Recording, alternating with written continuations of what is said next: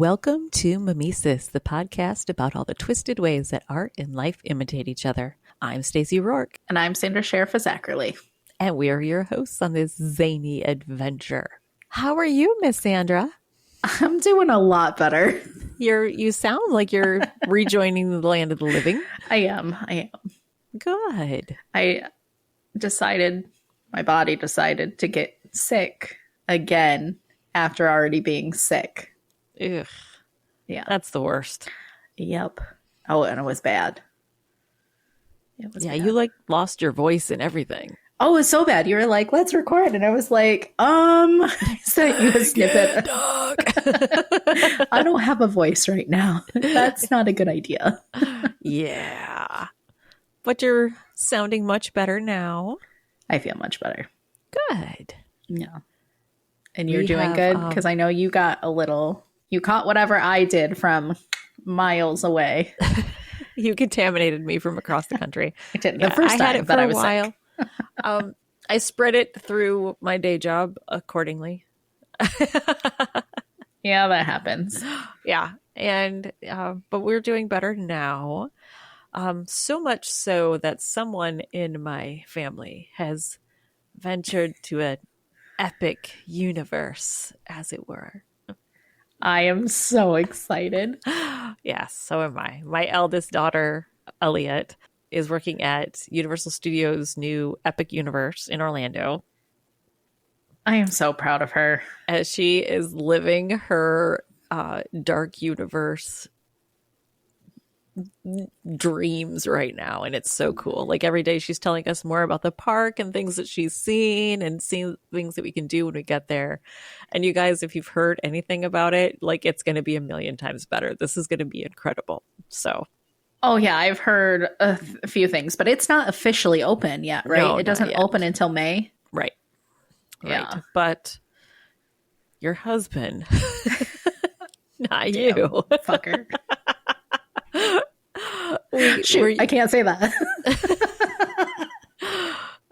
We're going with, as an employee, she gets a sneak preview. So she's taking me and her sister, and she had one more ticket. And your husband is coming down around that time to help me with stuff for the house. So his thank you is going to be Epic Universe. He is so excited. Is he? He's like, I didn't know it was a whole new park. And I was like, yeah. And I was like, where have you been? He's like, I didn't realize. And I was like, yep. And he's like, ah.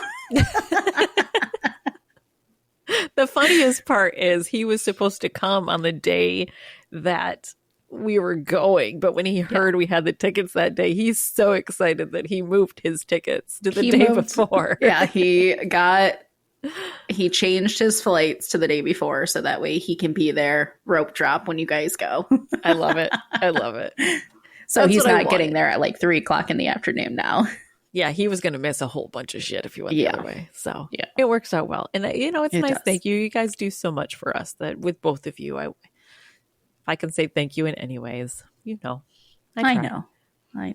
We love you. And I am so excited. Like, I can't wait to see pictures of her working if she can get them. Like, I know that's kind of hard, but I can't wait to hear the stories. Like, I had a lot of fun working at Disney. It was only an internship, but I've worked 2 amusement parks and they were really fun. Really good experience. Make some good friends. She's so excited about it, and it's great. So I'm very excited to share more stories as her career there progresses, because right now she's thinking she's in for the long haul. So I love it. Yeah, absolutely. Yeah. So speaking of dark lore and dark universes, I went dark for this episode. You warned us before. I know that you might. I did. But I will say that this one, doing 2 dark cases back to back, I need something lighter after this one. So I will be lightening it up. I pinky swear on that. I pinky swear. Okay. Pinky's raised. Yes, pinky's raised. Pinky swear. But for this episode, I keep clicking on that because I keep thinking that I can make it scroll and I can't. Nope. For this episode, we are going to be going back in time to the life of a young woman by the name of Elizabeth Short. Elizabeth Short was born July 29th, 1924, and unfortunately died January 15th, 1947. She was only 22 years old at the time of death. Oh, that's young. Yeah. She was only 22. Her parents were Phoebe and Cleo Short, and Elizabeth was the third of 5 daughters. Okay. They lived in Hyde Park, Massachusetts. Nice area over there. And the father, Cleo, faked his death when Elizabeth was only 5 years old and then abandoned his family, leaving Phoebe to care for 5 kids by herself in the middle of the Great Depression. Uh-huh. Oh, fuck. Yeah. And they got by. I mean, it was hard times, but Phoebe fucking did it. The Great Depression was horrible. Yeah. And she was a single woman getting by with 5 babies to feed. Kudos to her. Yeah. Phoebe is a real one. Damn. And fuck Cleo, by the way. He's a dick. Oh, yeah. But he was Elizabeth's father. And she did reconnect with him years later. Okay. She went so far as from moving from Massachusetts to California to live with him, but that only lasted for 3 months. Okay. It did not end well. And by the time she moved out, her father, Cleo, he never had anything to do with her or her siblings ever again. So this guy was just a dick. Now, growing up in Boston, Elizabeth suffered from chronic bronchitis, which, like, much like you. I get it. I feel that pain. It's horrible. Unlike me, who just gets it annually, if not more, Elizabeth had surgery for this. Okay. The surgery of which, unfortunately, would later be noted in her autopsy. We'll get to more about her death later. Because of this breathing problem that she had, she often moved to warm climates because she was told that the warmer air would be better for her. Warm, moist air would be better for her lungs. Okay. So she kind of volleyed back and forth from some places. She'd go, from Massachusetts to Florida, back to Massachusetts, out to California, back to Massachusetts. She was kind of bouncing back and forth. Yeah. During all of that. During this shuffle, when people are researching Elizabeth, there is a mugshot of hers that comes up when she was very, very young. And sometimes, if you haven't figured out yet who Elizabeth Short is, sometimes people like to think that she deserved what happened to her. Oh, well, she was a criminal. What was that mugshot for? She was arrested for underage drinking. Okay. So, yeah, this is not a bad girl that was doing bad things. This is something that all of us have done. And no, we haven't. I don't know what you're talking about. Oh, it's just me? Just me? I'm the rebel without a cause? Yeah, I never did that. You sit on a throne of lies. I think I was... no, I was too young. I don't need my daughter to hear that and say, well, Mom. How old was I? Oh, I have a child that might be listening to this. Never mind. I was 21 and at an establishment that such a thing was completely okay. I was 21 at midnight. That's our story and we're sticking to it. Okay, well, while she was trying to fit in to where she fit in the world, she had this little bout of underage drinking. But more notably during that time, she fell in love with Army Air Force officer Major Matthew Michael Gordon Jr. That's a lot of... That was a lot of names. Yeah. I mean, I have a lot of names, but I feel like that's all... I think it's the Matthew Michael, Yeah, and it's all the titles before it. Yeah. Army, Air Force, Yeah. Officer Major Matthew Michael Gordon Jr. There's so much. It's the M's. There. It's the triple M. Yeah, the triple M. Well, the two of them fell in love, and they fell in love hard. And Gordon proposed, and Elizabeth said yes. And it was looking like these two were going to live happily ever after. Tragically, before they could ever be wed, Gordon died in a plane crash. Oh, no. So trying to figure out where this new future without Gordon was going to take her, Short moved back out to California. This was just 6 months before the infamous day when history would come to know her as the Black Dahlia. That's right, Elizabeth Short. Everyone knows her as the Black Dahlia, but her real name was Elizabeth Short, or Beth to her friends. Okay. Somehow to me, like calling her Beth just humanized her so much more. Yeah. Because we always think of, the lore behind the Black Dahlia. No, that was Beth. That was Beth in her life before that. She had a breathing problem. The love of her life died before the age of 22. Like, she was a real person. Ugh. So why did they call her the Black Dahlia? First of all, this was not any kind of name she had before her death. This was given to her by the press after her death. And it was because she had black hair and she often wore a white dahlia in it. Okay. And in addition to that, a few months beforehand, a movie had swept the nation called The Blue Dahlia. So I think all of that, it just so happened. And this is going to sound really gross, and I don't mean it to, but the Black Dahlia is also very sexy. Yeah. It's also a very sexy name. And if there's anything that this story was... because they thought she was a worker, a sex worker. She wasn't. I know, but I think that's why they did, because I think they assumed that she was. Everybody thinks the worst about this girl. Yeah. Because, look what happened to her. She had to have deserved this. And that's the thing with this whole case. And that's why this case hit me so hard, is because I think I went into this with the Hollywood glamour of it. And then like the brutality of what really happened to this girl slapped me in the face. And holy shit, you guys, so many trigger warnings to come. So many trigger warnings.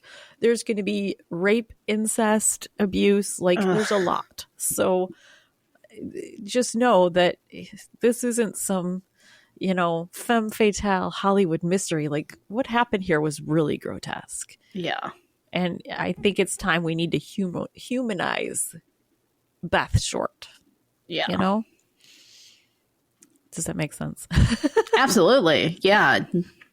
Because it's all the Hollywood glamour, and I don't know how to put it in words. Just, it's the Hollywood glamour. Yeah. They make everything seem untouchable, unrealistic. Right. Like it couldn't happen to you. Exactly. That's what it is. It couldn't happen to you. And this story of Beth Short absolutely could happen to any young woman that, was chasing her dream of making it in Hollywood. There's not going to be anything I'm going to say here that couldn't happen to any other young woman in that same situation. Like today. Literally. Yeah, completely. So what do we know about 22-year-old Elizabeth while she was living in Hollywood? Well, you can look up pictures of her. She was absolutely gorgeous with this thick mane of curly black hair and a beautiful face, big, beautiful eyes. She was stunning. She wanted to be an actress, which a lot of women did. That was the gilded age of Hollywood. Yeah. Everybody wanted to be a star during that time. Because I think that was still new for movies. Right. At that time. I mean, everybody wants to be a star. Yes. Everybody wants the limelight. Everybody wants attention. But I think at that time it seemed more attainable because it was something that was just starting. So it was like, oh, look, like anybody can do this. Which honestly, the way that a lot of people back then were discovered, you don't hear people getting discovered like that anymore. No. It just didn't happen. Well, at the time of her death, Miss Thing did have a phone book full of numbers from men, which good for her. You're 22, live your best Right. life. Don't And look she at my lived phone. what? I said, don't look at my phone when I was 22. Maybe 23. I wasn't married yet, so yeah, there was some interesting shit happening out there. um Anyways, during that time she lived in a house with a bunch of other young women that were sharing the place and splitting the rent, which wasn't unheard of during that time. A lot of people did. They do it now. I mean, we have to do it now. Yeah, exactly. For real. Um Immediately after she was found dead, her boyfriends were questioned after her death because, I mean, even her friends that she lived with was like, yeah, she talked to a lot of guys. There was a lot of guys sniffing around her. But when these guys were questioned, and I want to see if you have the same response to this that I did, many of them called her a tease. What does that say to you? She flirted. See, to me, when I hear a woman getting called a tease, to me, it gives images of he wanted her to put out, but she didn't want to. Oh, absolutely. Yeah. That's exactly, yeah. So I think the fact that she got called a tease, like she wasn't out there bed hopping. Exactly. She was flirting, but she wasn't going to that extreme. And, you know, right. She had boundaries that she put in place, and so be it if you call me a tease. Exactly. But that's what a lot of these guys said about her. One of the guys that she was talking to during this time went so far as to say that the fact that she was killed was probably because she pushed a guy too far and he snapped. That's not okay. Yeah. Okay. What happened to her? What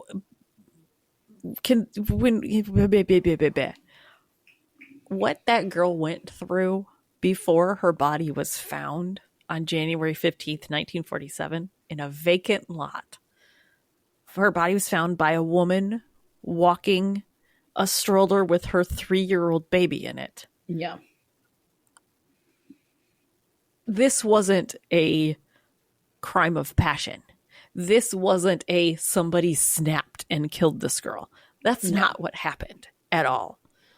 Her body was found bisected in half, the two halves positioned away from each other.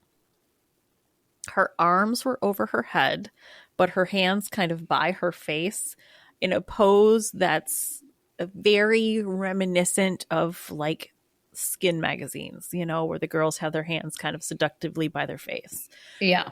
And the bottom half of her body, her legs were somewhat spread. One leg was straight and the other bent. So the pose was definitely a suggestive pose that she was left in.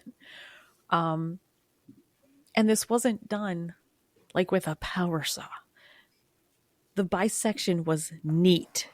It was done with a skilled hand with a lot of experience that knew what the hell they were doing.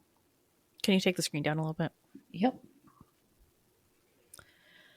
You know, you and I both watch Dexter, those kind of shows. So when we think of a body being cut up, we think of it being like hacked apart. Right. Like slasher. Like I think Scream when I hear cut. Or, you know, like Darth Maul being sliced in half in Phantom Menace. Right. You don't think about the insides. You think it's just all carterized and then nothing happens. Right.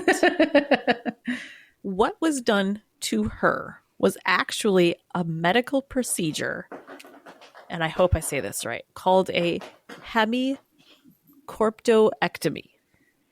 And this was a procedure that was done under extreme circumstances when a person needed to have everything from the waist down amputated to save their life.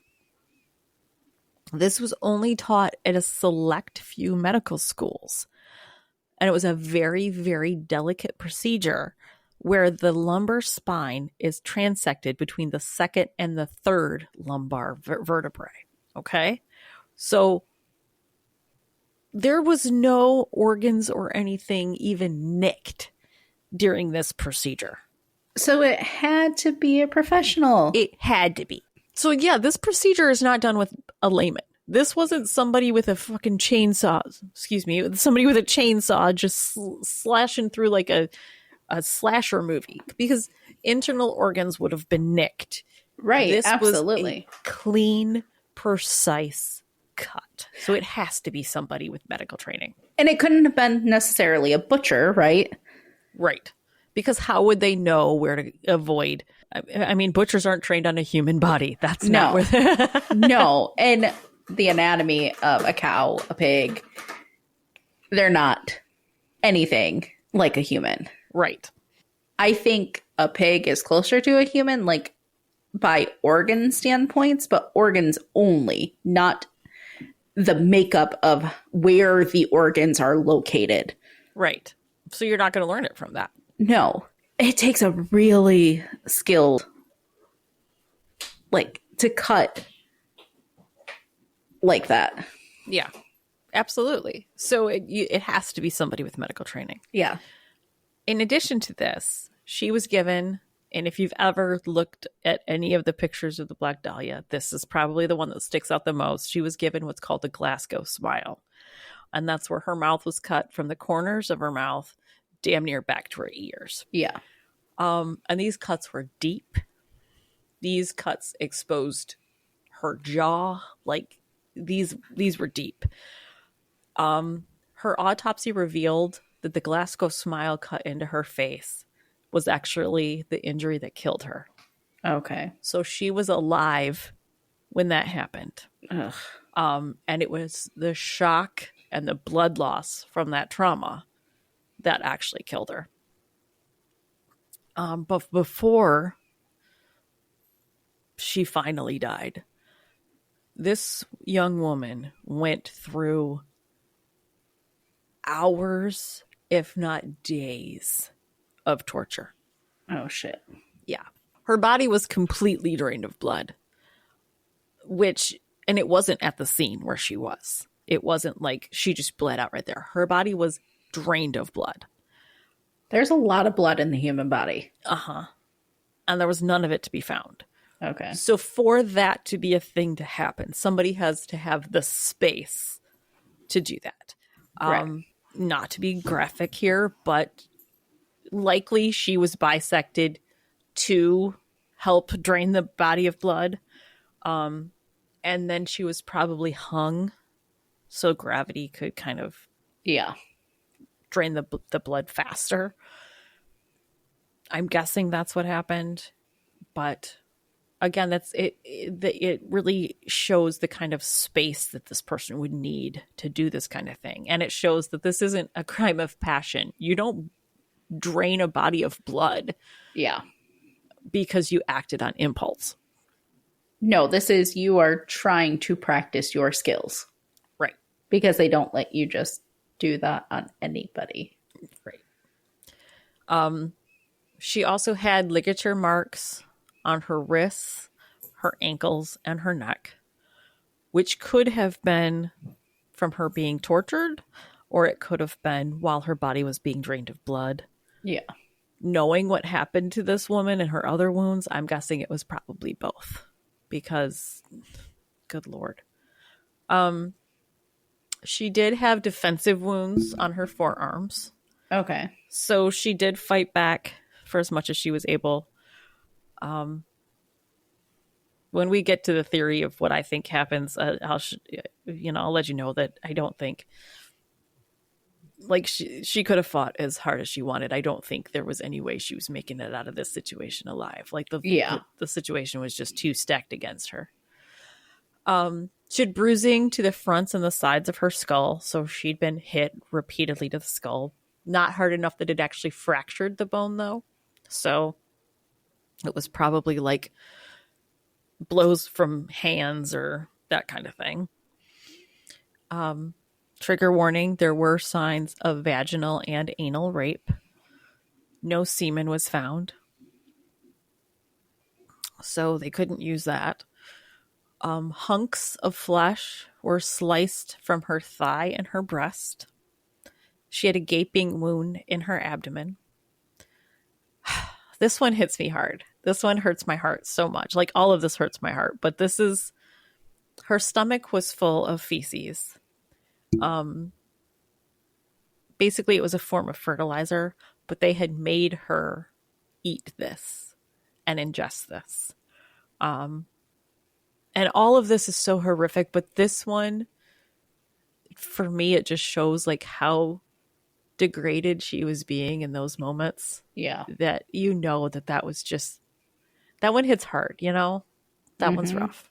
I've never heard all the details. I've always heard the Black Dahlia, the Black Dahlia, the Black Dahlia, but I've never really like looked into this. And this is, I didn't know everything that happened to her. Yeah.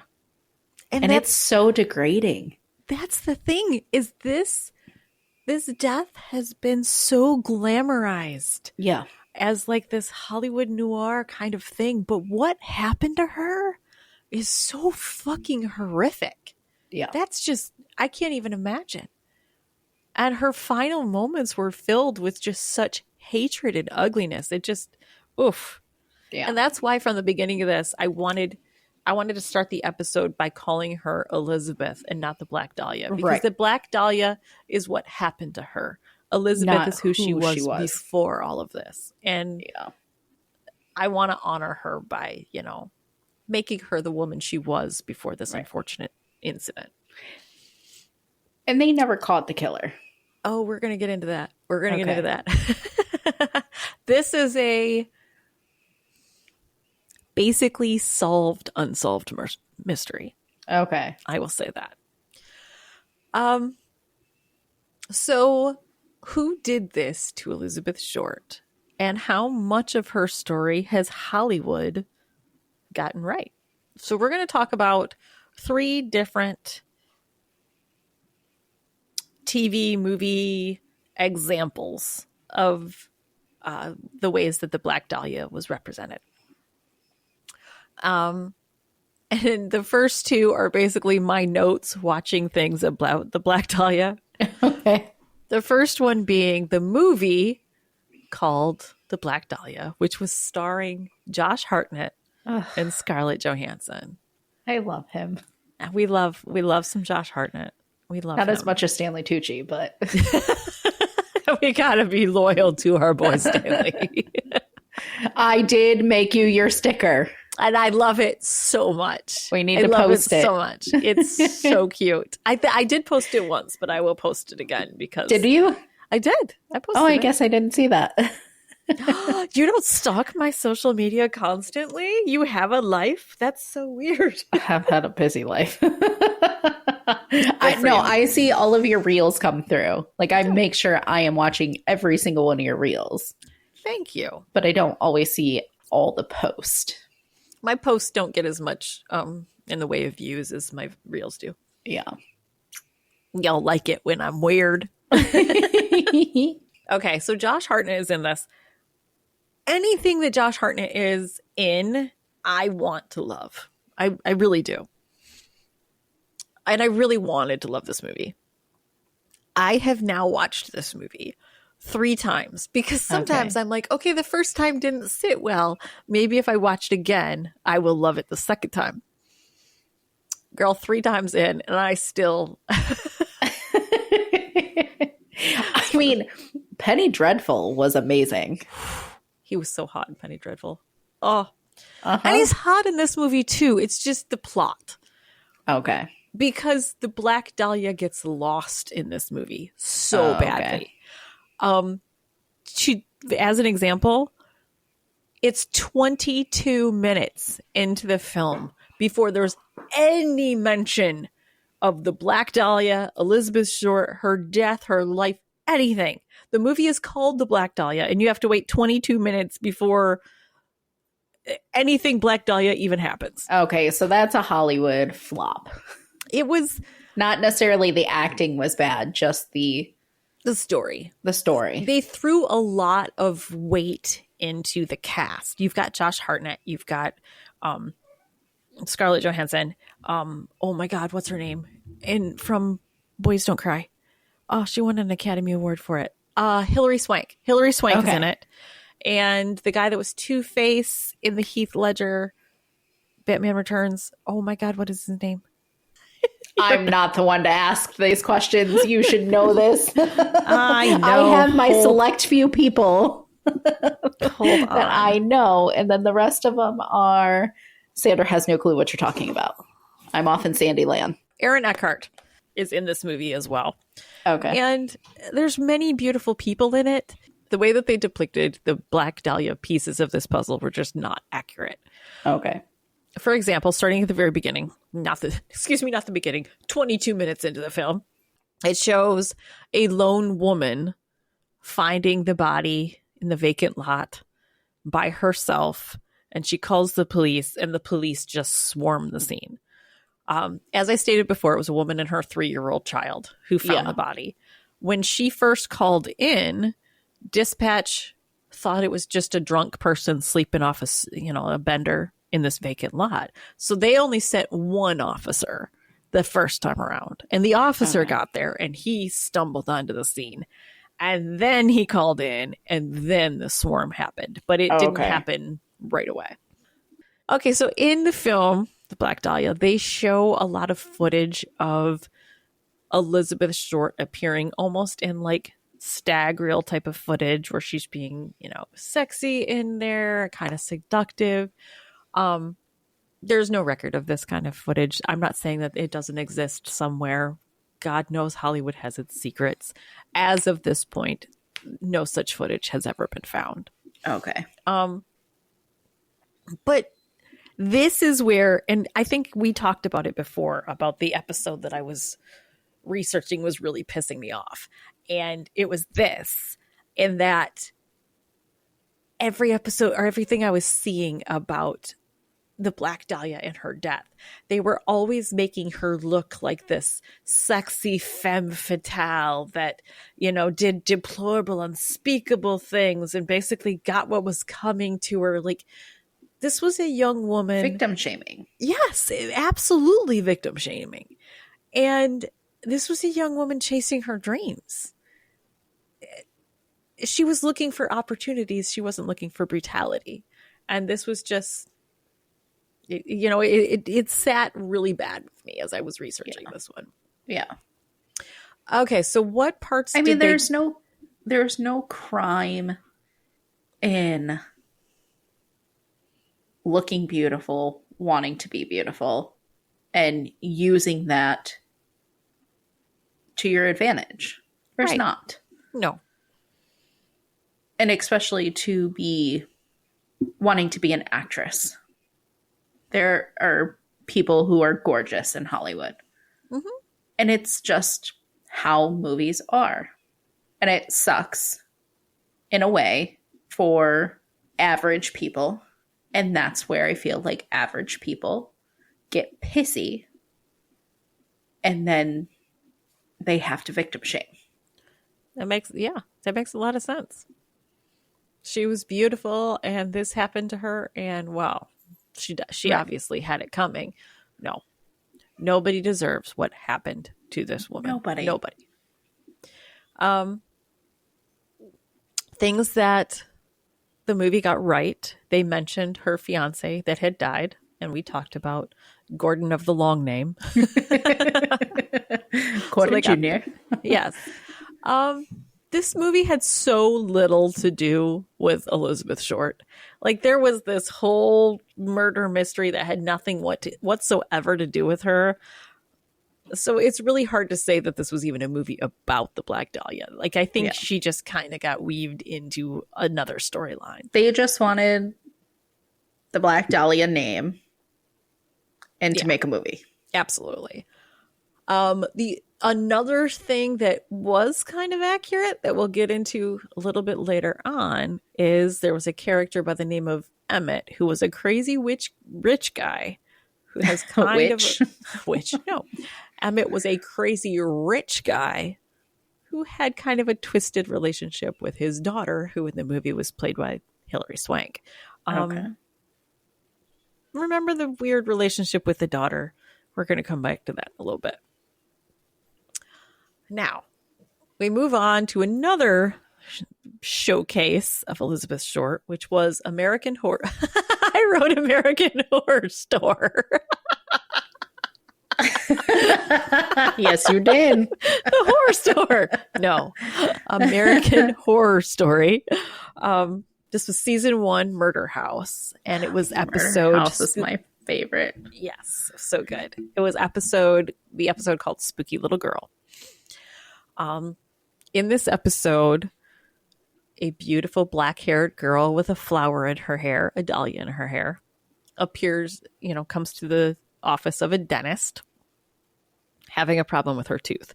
This is actually a reality about Elizabeth Short. She did have bad teeth, and she was known to take a form of chewing gum and put it in like one of her teeth in the back that was bothering her.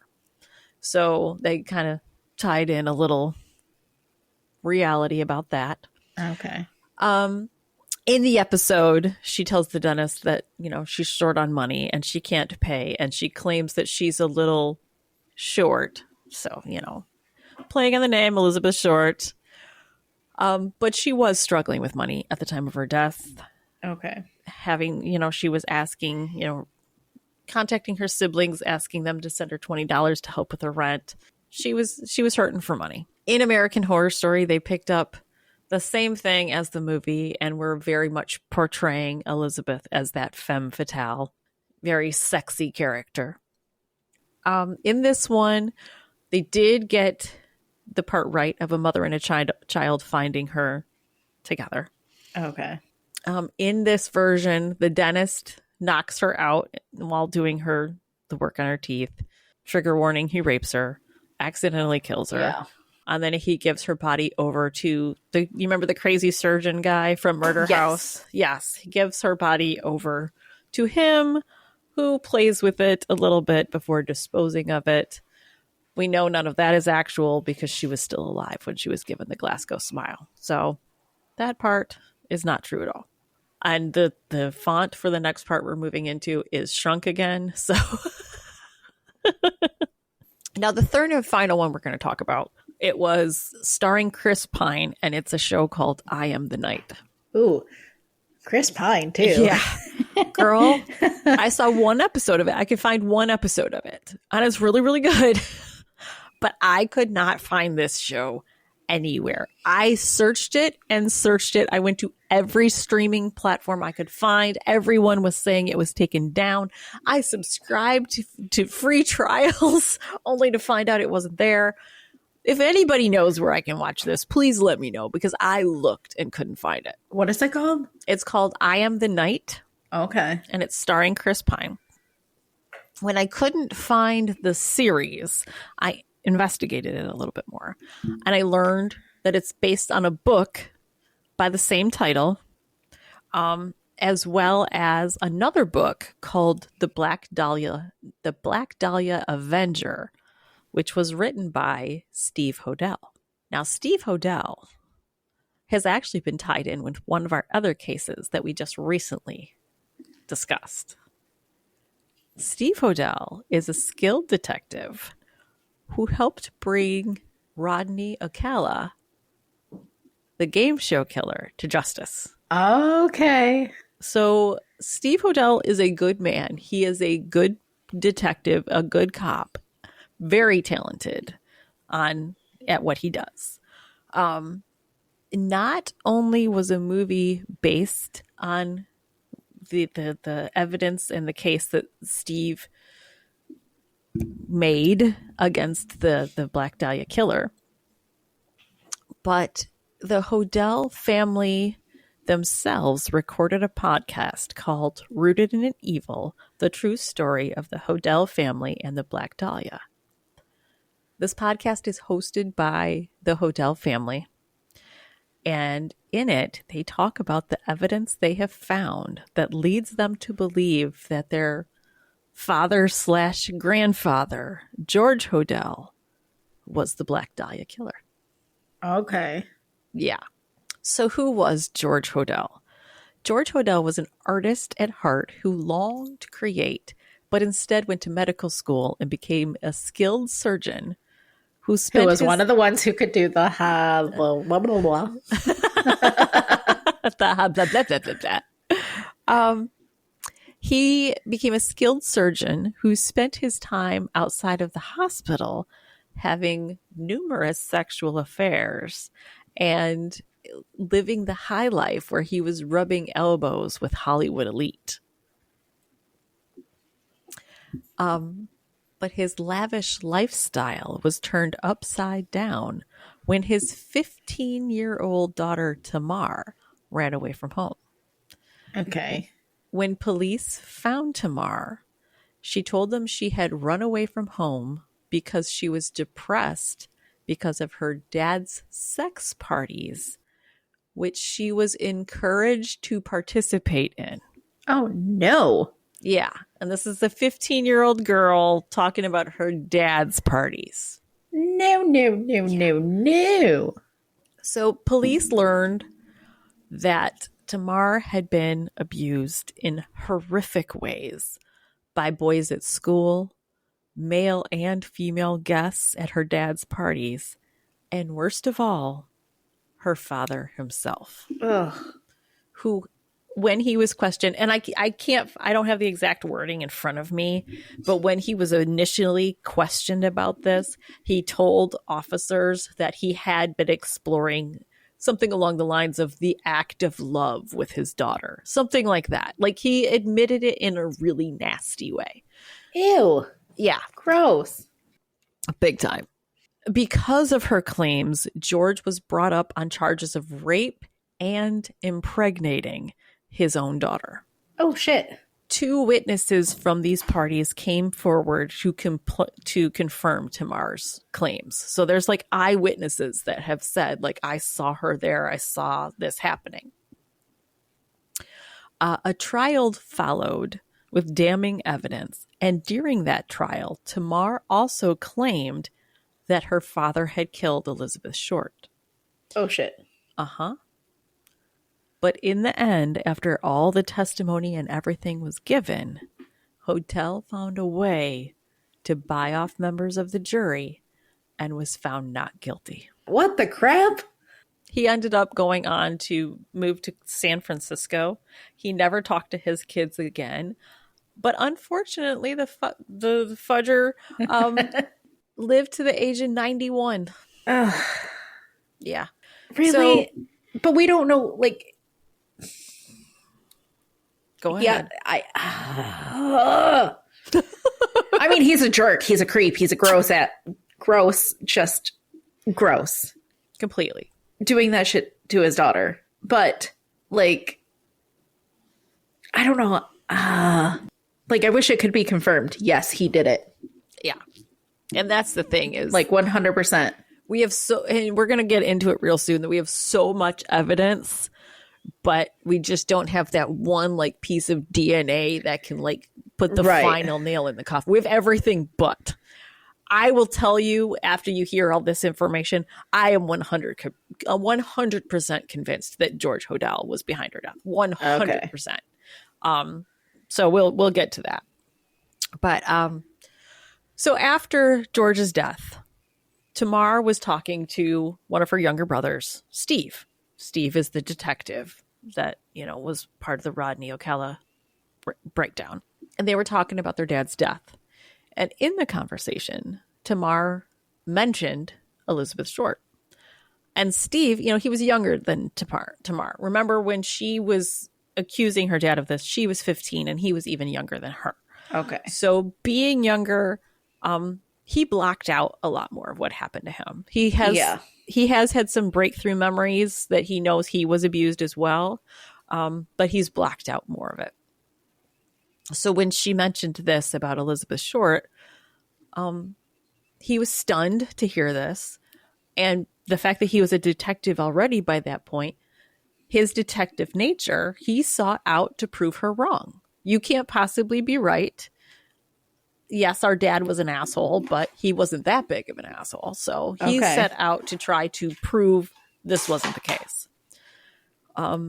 Instead, he found enough evidence to convince himself so thoroughly that his dad was in fact the killer. Oh, shit. That he's written 2 best-selling books about it. And to this day is continuing to work with law enforcement. Like, he's at an age where he should be retired. He's still working with law enforcement, trying to get certain things done to finally put this case to rest. Oh, wow. Yeah. So what did he find that convinced him so much of this? First of all, he is going through his dad's belongings, and he finds his dad's old collection of photos. And he's going through there, and who does he find in this collection of photos but pictures of Elizabeth Short? Okay. So right there off the bat, there's a connection that the two knew each other. Or at least, I don't want to say she frequented those parties, but did somebody like, hey, you got to come to this party with me? Right. She had been there. They had interaction. Yeah. So he finds this picture. So now he starts digging in. So he goes to the police station. He looks into it. He finds there's actually a file of a case that was being developed against his father for Elizabeth Short's murder. So even back then, he had been investigated. Okay. But something stopped the investigation. Money. That's my thinking. I'm thinking he bought off. How was this man so rich? He was a surgeon in Hollywood. Like, he's and his family was wealthy too. So it was like generational wealth on top of, being a surgeon, and like, yeah. He was born with a silver spoon in his mouth. Okay. So Steve Hodel learns that his dad was in fact a suspect in the Elizabeth Short murder. And he was such a strong subject that the police actually planted bugs in his house, trying to catch, him slipping up about something. Okay. And what Steve found in these recordings was just so damning. He gets a recording of George Hodel himself saying, "Suppose I did kill the Dahlia. No one could prove it now. My secretary is dead." What does that have to do with it? His secretary had died under suspicious poisoning circumstances. So he killed her. She knew something about Elizabeth Short and he killed her. Like, maybe they were dating? I don't know. Like an affair? We'll get there in a minute. Sorry, I'm jumping ahead. No, that's okay. So his secretary did die under suspicious circumstances. Also in these recordings, one of Hodel's male friends. Now, this is during the part where Tamar has also made claims about her dad and these sex parties, right? Okay. So one of his buddies is talking about Tamar, talking to George about his own fucking daughter. And he says to George that he would like to rip hunks of Tamar's flesh from her thighs, fry it, and eat it in front of her just to puke it back up. Now I want you to remember, Elizabeth had hunks of flesh sliced off her thigh and her breast. That description, knowing what happened to her, makes me think whoever that person was that said that was there that night. They took part in it. Absolutely. Because why would you say something that specific unless it was a fresh memory? Ugh. Mm-hmm. Yep. Oh, one of the things that Steve Hodel talked about when it came to what happened to Elizabeth Short, he described it as an orgy of violence. And as horrifying as that description is, I don't think there's any other description that you can use for what happened to her. Yeah. Because I do believe it was very sexually oh, absolutely. driven. And like a fetish for yes. the person that was doing it to her. Right. Absolutely. Also in these recordings, there was the sound of a woman screaming and someone saying something along the lines of "leave no trace." What the Now, fuck? police were listening to this happen and nobody broke in. Nobody went running in to see, like, who is this woman that's screaming and does she need help? Like, nobody did that. And no formal charges were ever brought up against him at this time. Oh my gosh. You can't tell me that's not just his money. No, that means somebody else is in on it too. He had so many people in his back pocket. So many people. This is like some Jeffrey Epstein shit. Yeah. Yeah. This is people with money and power that think they can do whatever the fuck they want. Yep. Mm-hmm. One thing we know about George Hodel is that he wanted to be an artist. Very much so. But he had gone on to go to medical school. Yeah, I think you mentioned that. Yeah, I think I did too. He was friends with a lot of people in the surrealist art community. Surrealist art was very, very degrading to women. It had violent undertones, very garish images. And George Hodel was friends, very close friends, with one surrealist artist in particular named Man Ray. These two were tight. Okay. After Elizabeth's death, Man Ray went on to create works of art that eerily depict images of Elizabeth. There's one that is her. It's almost like a headshot of her from when she was acting. And it's a piece that kind of resembles that. I hit my mic, sorry. And then there's two different works of his that very much look like the way her body was posed when she died. Okay. So, but if you look through his art, it very much looks like somebody who was there that night is remembering the images that are kind of burned in his mind from it. That's how I see it. It's an LCD. An LSD. I did the same thing that you did. Yeah. It's like an LSD trip. Yes. And maybe he can't freaking remember, but he gets like those flashes and then he's like, oh, this is art. Yeah. Oh, that's creepy. Now, we talked before about the bisection procedure and the fact that it was taught at select schools. Yeah. And you called it when you said it. This was taught at select schools, and George Hodel went to one of the schools that taught this procedure. Yep. Now, that to me is a coincidence that is just too fucking big to overlook. Absolutely. That's just... And then on top and of I mean, it... did he specialize in that? Like, I don't think he specialized in it, but it's something that he had to do. Honestly, my opinion of how it went, I think it was probably something he did in school. And now him and his buddies have done this horrific thing. They have a body. And he's like, hey, you know what I haven't done in a while? I think I remember how to do this. And oh, no, you don't know how to do that. Oh, yeah, I do. Watch. Yeah. Ew. Yeah, I think that's probably how that went. Another thing, George Hodel's house was enormous. His basement was huge. So does he have the murder house? It basically, yeah.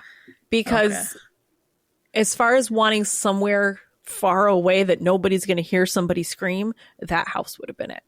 Okay. Steve Hodel was going through the records, he saw that there were witnesses who saw Elizabeth Short and George Hodel together on 9 different occasions before her death. Okay. So there's another thing where they knew each other. They had proximity to each other. Yes. So the theory that Steve Odell has developed, and I completely believe, is that Elizabeth was somehow allured that night to George Hodell's house. Yeah. Maybe he said he was going to introduce her to some film producers. Maybe he said there was going to be a party, whatever. She went because 9 different occasions she's met up with this guy. She probably trusts him by this point. Right. He built her Maybe trust. even fancies him a little bit. Right. He's a rich guy. You know, he had numerous affairs, so you know he's got to be a smooth talker at least a little bit. He's an intelligent guy. He probably had, pretty good conversation game. So she went. She went to whatever this was, trusting this man that she had met on 9 different occasions. Once she was there, I do believe George had a group. I don't think it was just him and Man Ray. I believe it was a group of his friends. And they assaulted, tortured, and finally killed Elizabeth Short. I believe it was George and Man Ray that played out the scening of the crime. Yes. And I think when they staged that whole scene, it was meant to be a surrealist art display. Absolutely. And I think that was George Hodel living out his artist fantasy and creating a legacy that has haunted Hollywood for decades now. Yeah. Yeah. So that is a little bit about the Black Dahlia. That's intense. It is intense. And it's not, it's so glamorized. The sexiness of the Black Dahlia, it's not sexy. The story's not sexy at all. And it's horrific. I could honestly see them really thinking that he is definitely the killer. Yeah. Like 100%. Yeah. And he's dead now. But he's dead now. He can rest in hell now. Yeah. And I can honestly say I will be lightening up for my next episode. Well, mine's next. And I said I was doing The Good Nurse next. Yes. That'll be fun. Yeah. That will be fun. Yeah. All right. Well, until then, Sandra, where can the people get a hold of us? You can email us at themimesispodcast@gmail.com, and you can find us on Facebook, Instagram at the Mimesis Podcast. Oh my goodness. All right. Well, that is all we have for this time. And I promise to lighten up in the future. Only for the next one. Only for the next one. Until next time. Bye.